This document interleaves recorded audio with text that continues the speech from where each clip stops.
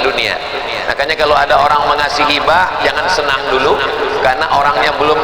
Kalau ada orang ngasih wasiat, jangan senang dulu karena orangnya belum meninggal dunia. Kalau sudah meninggal baru berganti nama.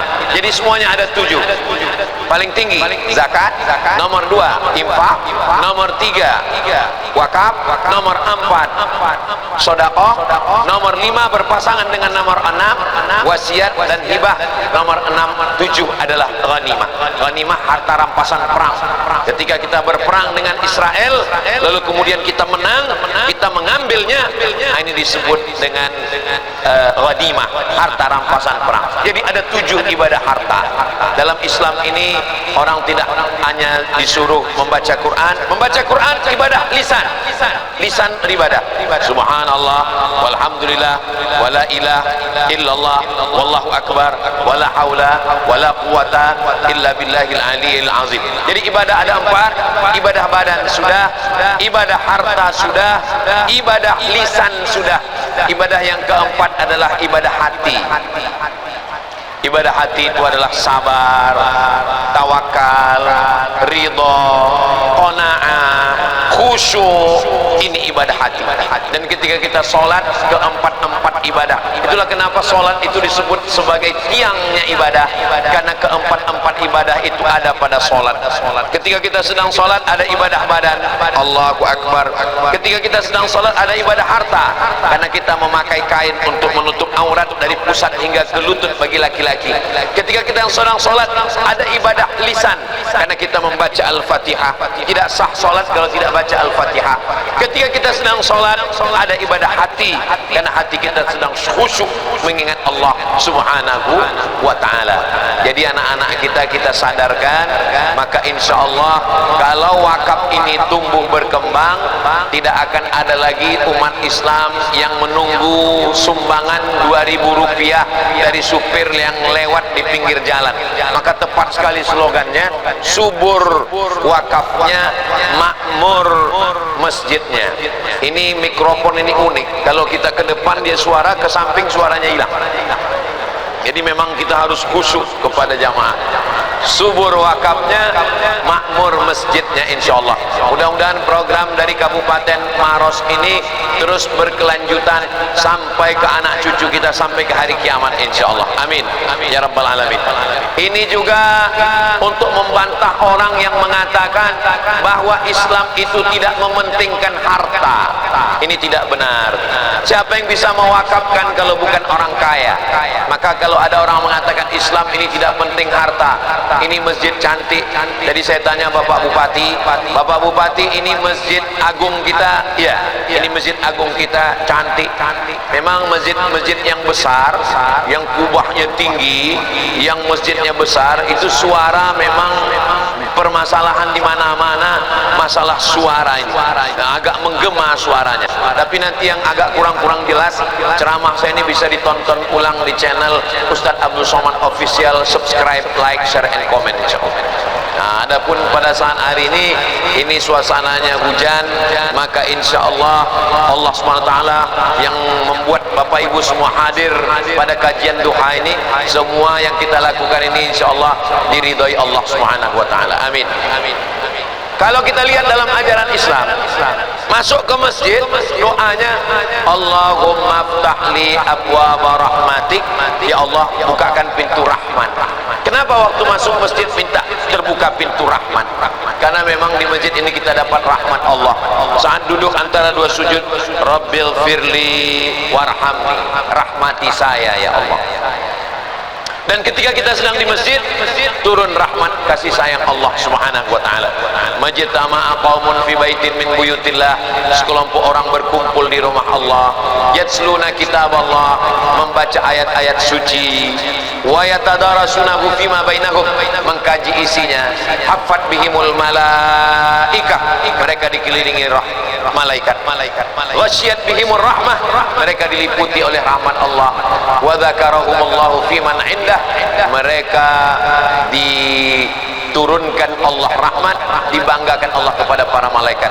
Mudah-mudahan waktu yang paling mulia waktu duha, dan kita mendapatkan kemuliaan dari Allah Subhanahu wa taala. Amin ya rabbal alamin.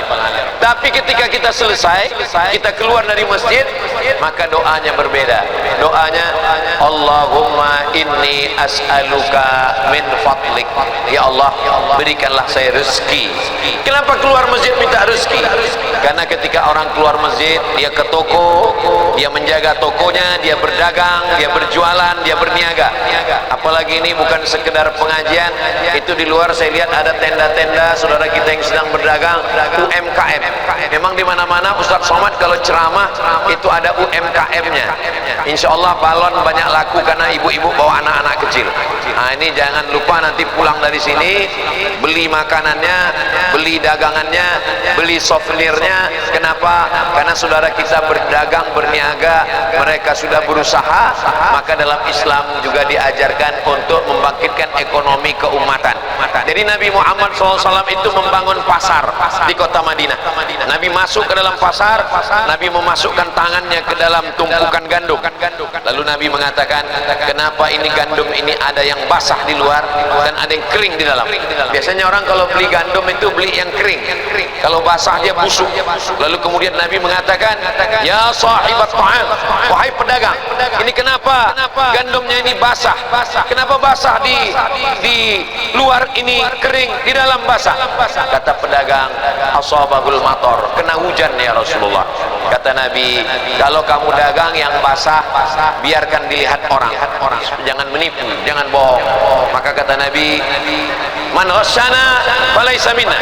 Siapa yang menipu bukan golongan umat Nabi Muhammad sallallahu alaihi wasallam. Jadi Nabi tidak hanya mimpin salat, tidak hanya jadi imam, tidak hanya baca Quran, tidak hanya berzikir, tapi juga Nabi mengawasi, mengontrol pasar supaya jangan sampai ada peniaga pedagang yang curang dalam perdagangannya. Makanya ada surat-surat di dalam Al-Quran itu yang khusus untuk pedagang. Wailul lil mutaffifin, celaka bagi orang yang curang dalam timbangan. Siapa itu orang yang curang dalam timbangan? Alladzina idza talu 'alan nas yastawfun.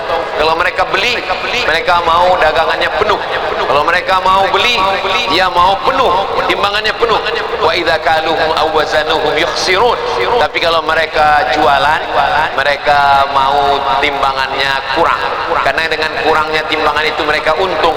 Maka dalam Islam diajarkan, man ghasyana falaysa minna. Siapa yang curang, maka dia bukan umat Nabi Muhammad sallallahu alaihi wasallam. Kalau kita perhatikan 5 ibadah, 5 rukun Islam yang tidak mengeluarkan uang, hanya syahadat saja. Syahadat, asyhadu an la ilaha illallah wa asyhadu anna muhammadan rasulullah. Yang 4 ini semuanya mengeluarkan uang. Salat, zakat, puasa, haji. Salat, di antara syarat salat menutup aurat, membeli mukena, membeli kain, menutup aurat, pakai celana, pakai baju, pakai sorban dengan uang. Berarti mencari uang juga wajib, karena kaedahnya ma la yatimul wajib illa bihi fa huwa wajib. Salat itu wajib. Syarat sahnya salat menutup aurat. Tidak sah salat kalau tidak menutup aurat. Maka menutup aurat wajib, membeli kain untuk menutup aurat wajib, maka mencari uangnya juga wajib. Salat, zakat ada batas nisabnya 85 gram. Berarti siapa orang Islam penghasilannya kurang dari 85 gram, dia tidak wajib berzakat. Zakat adalah harta. Yang ketiga adalah puasa juga dengan uang. Kenapa? Karena Nabi mengatakan, man fattara shaiman, siapa yang memberikan buka puasa kepada orang yang berpuasa, kana lahu mithlu ajri shaim, sama seperti orang yang berpuasa. Maka kita belikan nasi, kita belikan makanan, kita belikan minuman, kita sudah melaksanakan sahur, tasaharu, bersahurlah. Fa inna inna fis sahuri barakah, karena dalam sahur itu ada barakah. Yang keempat, yang kelima adalah haji. Haji juga adalah semuanya uang. Ongkos pesawatnya uang, sampai di kota Makkah hotelnya uang, kemudian beli kain ihramnya juga uang.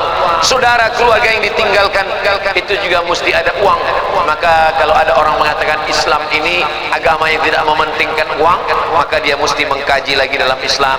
Maka kalau orang Islam punya uang sedikit, dia berinfak. Sudah punya agak banyak sedikit, dia berwakaf. Usahakan sebelum mati kita pernah berwakaf. Jadi sebelum kita meninggal dunia, mudah-mudahan kita semuanya berwakaf, insyaallah. Mudah-mudahan Allah bukakan pintu rezeki, Allah berikan kita kebaikan dunia dan akhirat, insyaallah. Amin ya rabbal alamin. Tadi saya mulai tausiah jam 10 kurang 15. Sekarang sudah jam 10 lewat 26. Lebih kurang 45 menit saya sampaikan tentang rukun wakaf, proses akad wakaf, keuntungan-keuntungan wakaf, dan apa saja yang kita dapatkan dari wakaf. Mudah-mudahan ini menjadi bekal kita semua. Saya ucapkan subur wakafnya, makmur masjidnya. Selamat Kabupaten Maros menjadi kabupaten yang subur dengan wakaf. Mudah-mudahan Allah menurunkan keberkahan, insyaallah. Amin ya rabbal alamin.